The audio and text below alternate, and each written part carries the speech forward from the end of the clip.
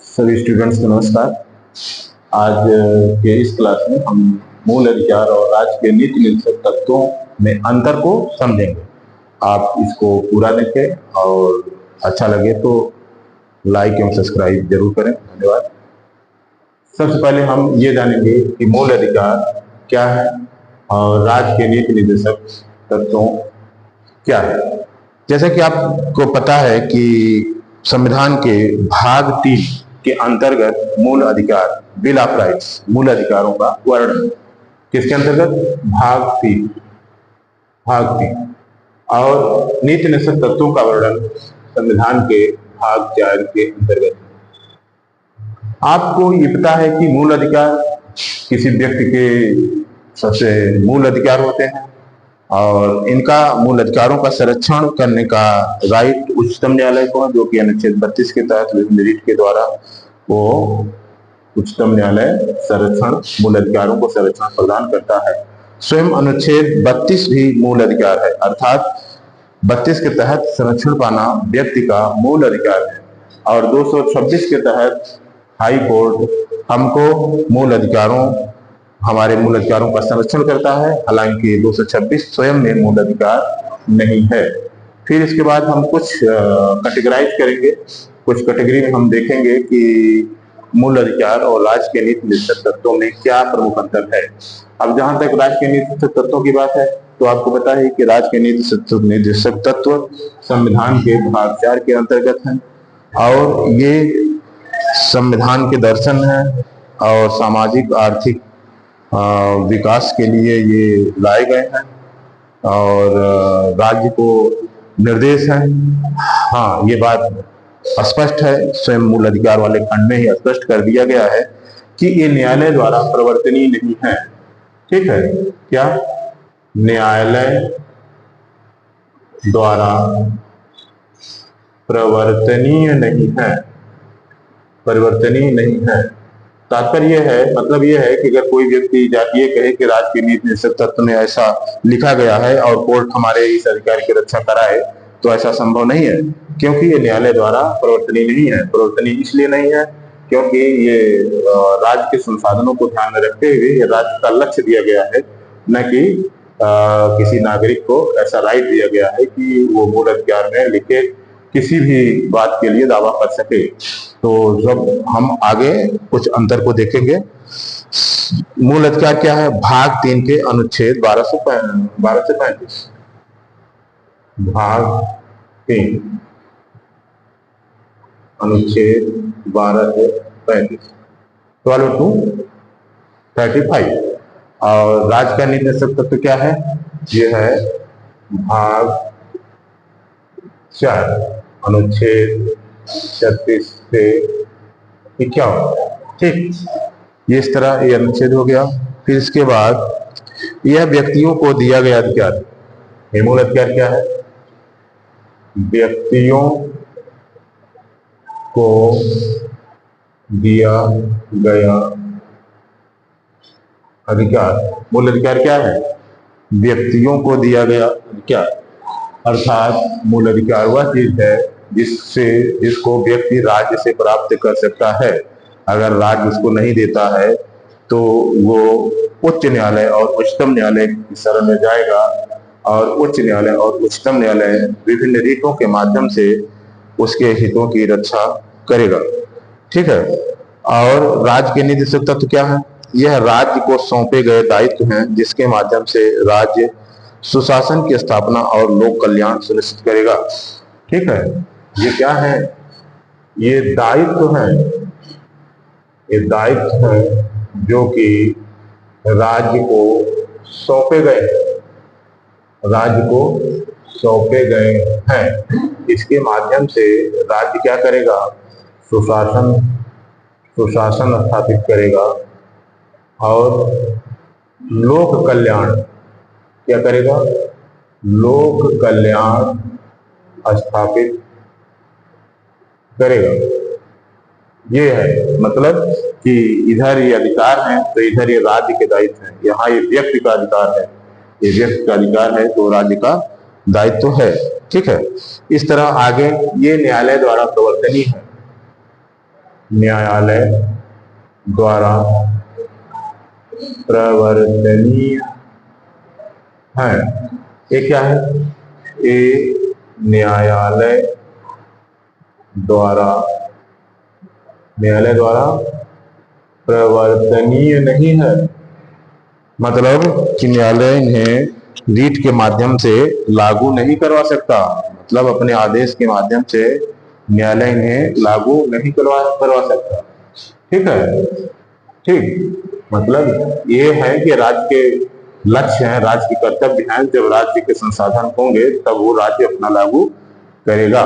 ठीक, इसके बाद क्या है? इस मूल अधिकार से राजनीतिक लोकतंत्र का आदर्श निहित है। किसमें? मूल अधिकार में राजनीतिक लोकतंत्र का आदर्श निहित है। किसमें है? मूल अधिकार में राजनीतिक लोकतंत्र का आदर्श निहित है। और नीति निर्देशक तत्वों में क्या है? सामाजिक व आर्थिक लोकतंत्र का आदर्श निहित है।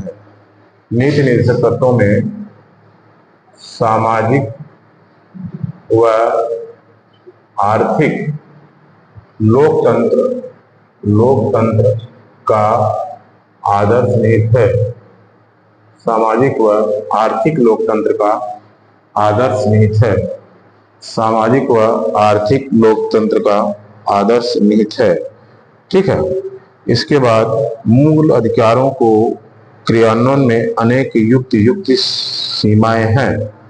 ठीक है, फिर आगे थोड़ा सा ध्यान देते हैं कि प्रकृति के बारे में। मूल अधिकारों की प्रकृति क्या है? नकारात्मक है। यहाँ नकारात्मक प्रकृति से क्या तात्पर्य है? नकारात्मक प्रकृति से क्या तात्पर्य है?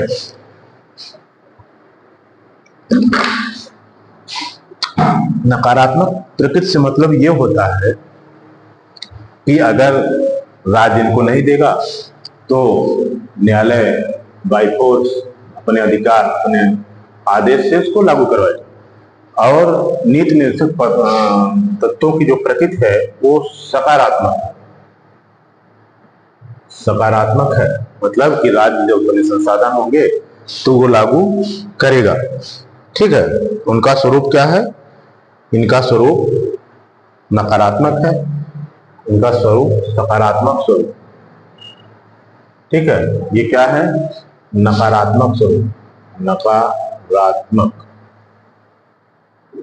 स्वरूप। ठीक, फिर इसके बाद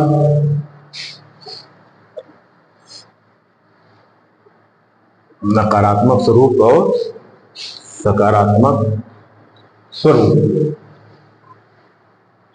नकारात्मक स्वरूप और सकारात्मक स्वरूप।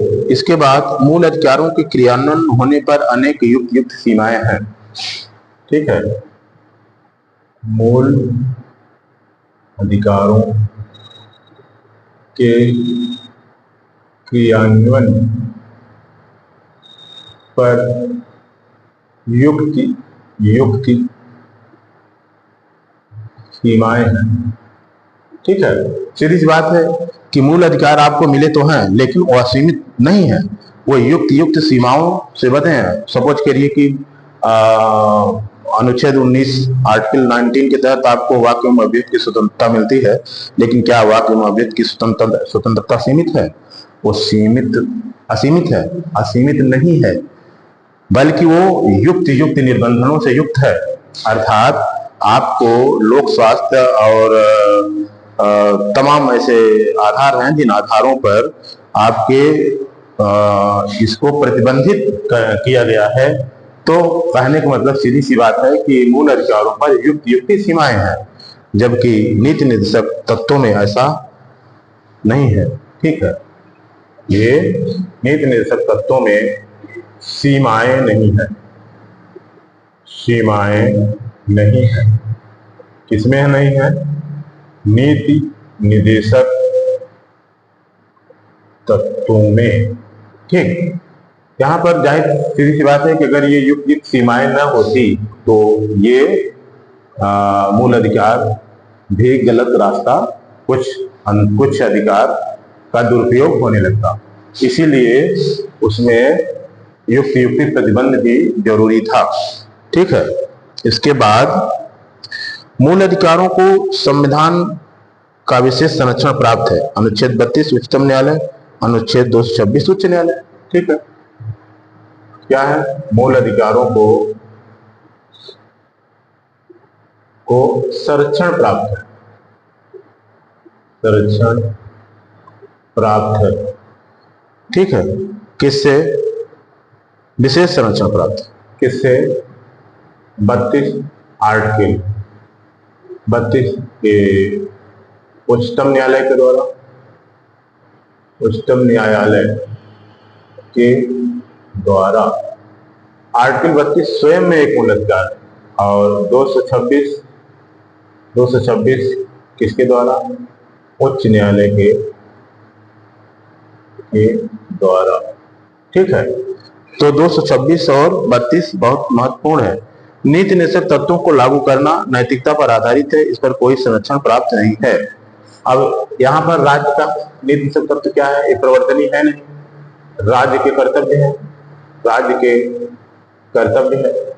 अब आदेश दिया नहीं जा सकता, अर्थात राज्य की नैतिकता पर निर्भर है, नैतिकता पर निर्भर है। क्या लागू करता है, कैसे लागू करता है, ये राज्य की नैतिकता पर निर्भर है। ठीक है, तो वो न्यायालय द्वारा प्रवर्तनीय नीति निषेध तत्व नहीं है। ठीक है, फिर इसके बाद मूल अधिकारों का निलंबन विशेष प्रक्रिया द्वारा अनुच्छेद 358 और 359 के द्वारा किया जाता है।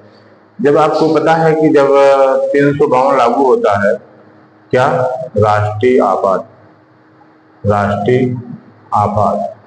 तो मूल अधिकारों का कुछ प्रावधान, सारे मूल अधिकार नहीं लेकिन कुछ प्रावधान, क्या? अनुच्छेद 358 एंड 359 के तहत निलंबित होते हैं, 20-21 को छोड़ करके निलंबित होते हैं। ठीक, और जबकि नीति निषेध तत्वों का निलंबन, क्या? नीति निषेध तत्व जब तक लागू न किए जाएं तब तक निलंबित ही है ना? ये क्या है? ये जब तक लागू नहीं है तब तक स्वतः निलंबित है। ये है महत्वपूर्ण अंतर, क्या? नीति निषेध तत्व और मूल अधिकारों में। ठीक है, धन्यवाद।